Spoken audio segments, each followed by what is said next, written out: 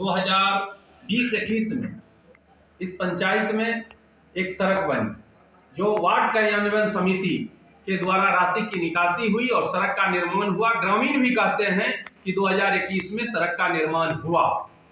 अब उसी सड़क पर जो जानकारी सामने में आया है कि उसी सड़क पर पंचायत समिति अंश से 7,33,000 के लगभग का प्राक्कलन एक बना और उसके लिए 6,86,000 के लगभग राशि की निकासी भी हो गई।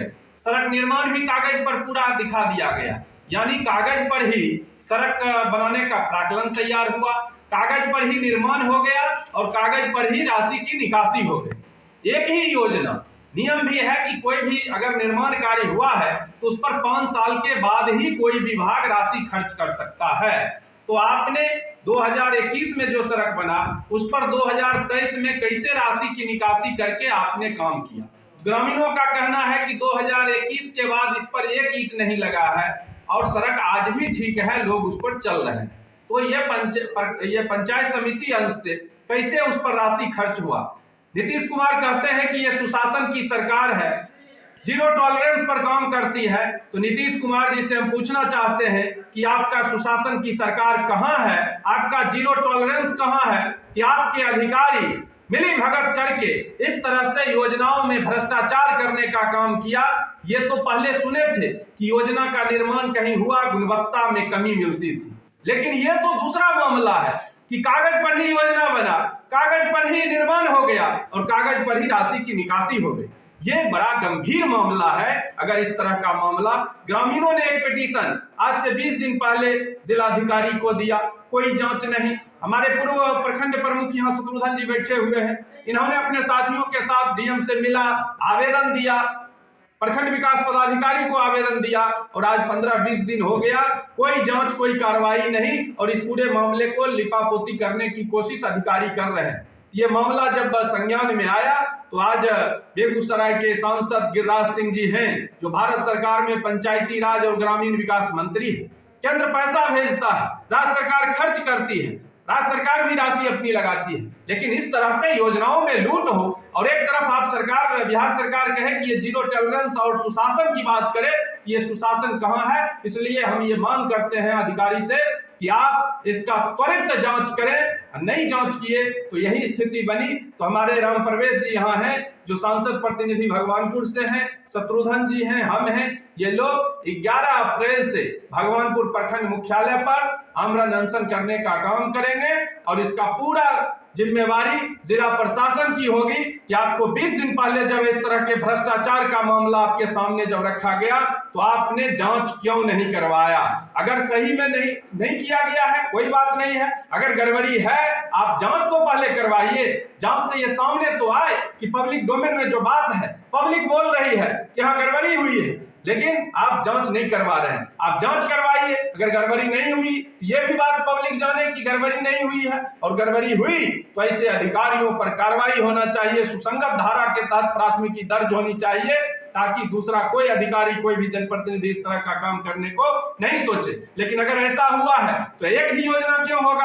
तब तो हमें लगता है कि भगवानपुर प्रखंड क्षेत्र में ऐसा कई योजना होगा जो कागज पर ही बना होगा और कागज पर ही निकासी हो गई होगी। इसलिए जिला प्रशासन को सचेत होने की जरूरत है और इसका पूरे तरीके से जांच होना चाहिए, ये हम मांग करते हैं। अन्यथा अनशन जो है 11 अप्रैल से भगवानपुर प्रखंड कार्यालय पर होगा भ्रष्टाचार के खिलाफ, क्योंकि अराजक स्थिति है इस सुशासन की सरकार में। कहीं भी बिना पैसे का जनता का कोई काम नहीं होता, चाहे वह थाना हो, प्रखंड कार्यालय हो, हर जगह भ्रष्टाचार चरम पर है और भ्रष्टाचार के खिलाफ हम लोग आंदोलन करने का काम करेंगे और लोकतांत्रिक तरीके से इस मामले को लेकर भ्रष्टाचार के खिलाफ जो भी आगे आंदोलन का रूपरेखा हम लोग बनाएंगे और करने का काम करेंगे। यही कहने के लिए आज हम आप सब पत्रकार मित्रों को बुलाने का काम किए। आप सब आए, हम आप लोगों को धन्यवाद देते हैं। और ये भ्रष्टाचार का मुद्दा है, इसमें आपका भी सहयोग और समर्थन की जरूरत है,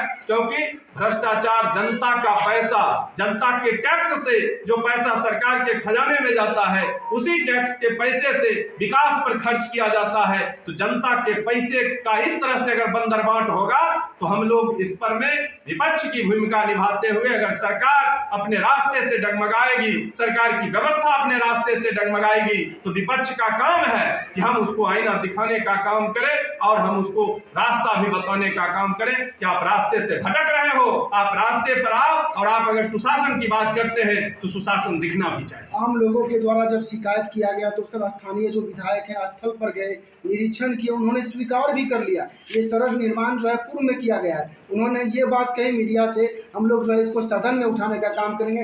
लेकिन सर फिर अभी बाजार गर्म है, क्षेत्र में चाय की दुकान हो या विभिन्न दुकानों पर जो है चर्चाएं हो रही है, उक्त जो बात अभी चल रही है सर, उसमें विधायक जो है दरकिनार हो रहे हैं सर। नहीं, ऐसा नहीं है। भाजपा का कार्यकर्ता, भाजपा के विधायक, भाजपा के सांसद हर मुद्दे पर साथ हैं और हम लोग सड़क से लेकर सदन तक भ्रष्टाचार के खिलाफ बोलने का काम करते हैं और इस मुद्दे को भी सड़क से लेकर सदन तक ले जाने का काम करेंगे। अगर प्रशासन की कुंभकर्णी निंद्रा नहीं टूटेगी तो इसे सदन में भी ले जाने के जो हमारे भाजपा के विधायक हैं वो सदन में भी उठाने का काम करेंगे, क्योंकि अब बजट सत्र भी चल रहा है। जो पहले से मामला दिया गया है वही सदन सत्र में चलेगा, फिर आगे जो सदन की कार्रवाई होगी उसमें इस मामले को रखा जाएगा, सरकार से सवाल पूछा जाएगा।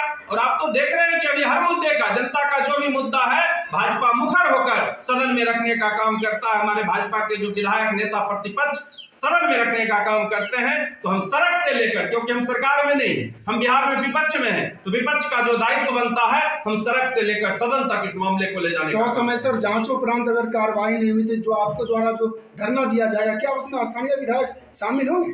विधायक जी से भी निवेदन करेंगे कि आप भी उपस्थित हो, लेकिन ये महत्वपूर्ण नहीं है कि कौन उपस्थित है नहीं है सर। महत्वपूर्ण ये है सर जो लोग आवेदन दिए। निवेदन क्यों सर? जब स्थानीय विधायक हैं उनको तो इसमें मुखर होकर आना चाहिए। नहीं, आना चाहिए। विधायक जी का पूरा क्षेत्र है, विधानसभा क्षेत्र है, सदन की कार्रवाई है, सदन में सवाल जवाब है, उनसे भी आग्रह किया जाएगा कि आप भी आइए। और इसमें 3 लोगों का नाम दिया गया है जो अनशन पर बैठेंगे, तो ये 3 लोग, हम लोग अनशन पर रहेंगे, हमारे जो पार्टी से जुड़े लोग हैं वो भी आएंगे।